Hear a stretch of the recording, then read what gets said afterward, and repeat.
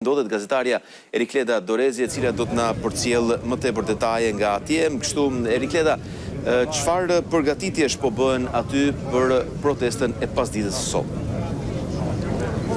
Porriti në fakt në sheshin Skënderbej, i cili është mbuluar nga ngjyrat e simboleve kombëtare kuqezi, të flamujve dhe të simboleve të UÇK-s, janë drejt fundit. Në fakt, nëse do të shohim me pamje nga operatori Flogert Picalli, përgatitjet për podiumin ku do të mbahen fjalimet për këtë protestë mbar kombëtare në mbështetje të ish-krerëve të ushtrisë çlirimtare të Kosovës, të cilët po përballen me procesin gjyqësor në Hag, të akuzuar për krime lufte dhe krime kundër njerëzimit, janë të shumë në fakt qytetarët të cilët i janë bashkuar kësaj proteste, e cila pritet të startojë në orën 17, vetëm 1 orë 30 minuta larg, dhe janë të shumt grupet e njerëzve të cilët po vinë dhe po mbushin sheshin Skënderbej. Kujtojmë këtu që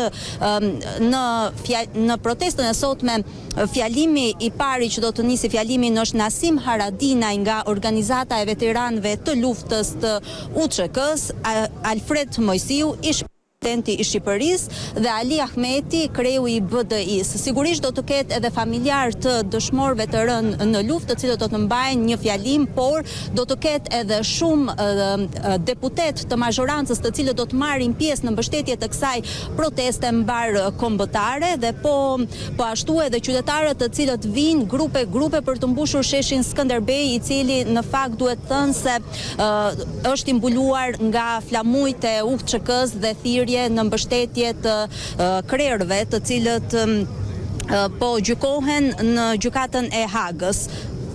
Erikleda, cilat janë qëllimet e kësaj proteste sipas organizatorëve?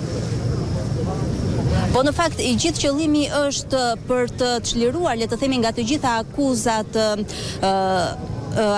për akuzat të cilat po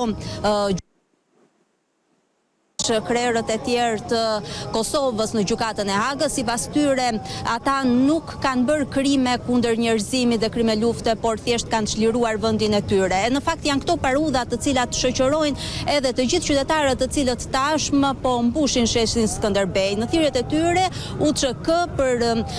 tyre për UÇK-n,